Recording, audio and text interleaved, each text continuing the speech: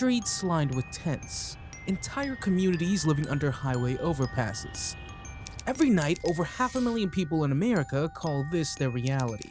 And while billions of dollars are poured into programs to fix the problem, the streets keep filling up faster than a pizza shop on payday. The question is, where's all this money going? Because for all the spending, the results feel less like progress and more like throwing cash into a bonfire and wondering why it's not warming anyone. And here's the real kicker. This isn't a broken system. It's working exactly as intended. A well-oiled machine, profiting from poverty. To understand where the money's going, we need to follow the money. Every year, billions of dollars are allocated to tackle homelessness. Politicians announce bold plans. Nonprofits rally for donations and hold their galas. But instead, the problem keeps growing. Like your laundry pile when you swear you just did a load. Tents keep popping up faster than a whack-a-mole game, and shelters are overflowing. If all this money's being spent, why does this crisis keep getting worse? Where's it all going? You'd think billions of dollars would buy, I don't know, a solution, but no. The bulk of it flows into temporary fixes.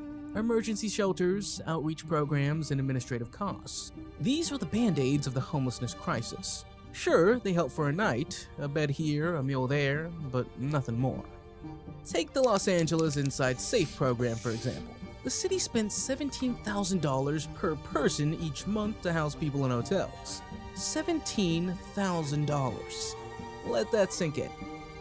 That's the kind of money that could get you a penthouse view, or at the very least, a jacuzzi with gold-plated bubbles. But instead, it gets you a cramped room with questionable Wi-Fi. Huh? And here's the kicker.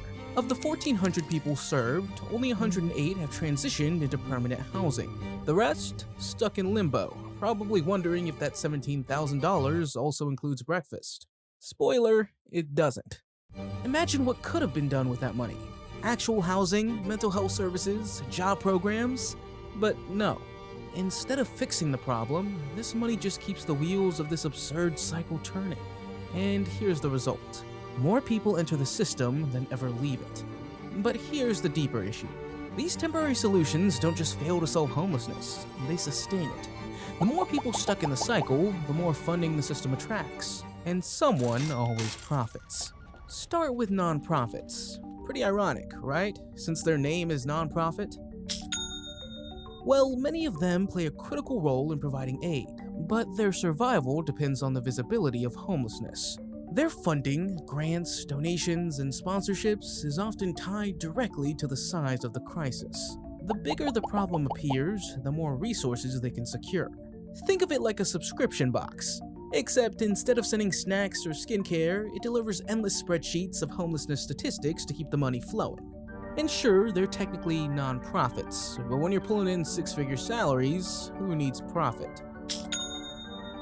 When success is measured by how much funding they attract, solving homelessness becomes secondary to managing it.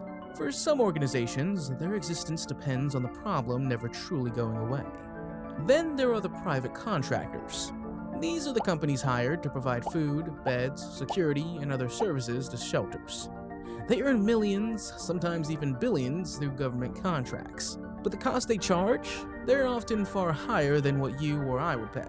Imagine paying $50 for a loaf of bread and being told it's premium because it came with a side of bureaucracy. Or hotel contracts that we mentioned earlier. $17,000 per month, per person, for hotel stays. Where's all that money going? I mean, even if these hotels came with a butler, a rooftop roller coaster, and breakfast served by Gordon Ramsay himself, I'd still be scratching my head. Even local governments get in on the action. They often point to growing homelessness as a justification for expanding budgets and securing more taxpayer dollars. But for all their talk, the results look more like a hiring of a life coach for a goldfish. It's you against you. You against you. And if you misunderstand that, you have a real problem. The problem is you. Expensive and utterly useless. And here's the irony. The more visible the problem, the more funding governments receive. It's a cycle that keeps feeding itself. One that benefits everyone except the people it's meant to help. This is the ecosystem we're dealing with. Nonprofits, contractors, local governments. Each plays a role. And together, they built an industry that thrives not by solving homelessness, but by keeping it alive. The system isn't broken, it's working exactly as intended. Homelessness isn't just a crisis, it's a product. A product that fuels an entire industry, one that thrives not by solving homelessness, but by keeping it alive. Think about it. If homelessness were solved, the funding would dry up. Nonprofits would lose their grants. Private contractors would lose their lucrative contracts, and thus those juicy profits. $17,000? Government programs would lose their budgets. The industry would collapse. The very existence of this system depends on the problem staying visible.